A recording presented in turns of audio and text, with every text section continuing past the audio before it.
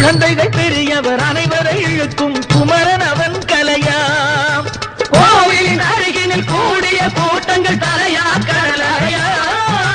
குழந்தைகள் பெரியவர் அனைவரை இழுக்கும் குமரன் அவன்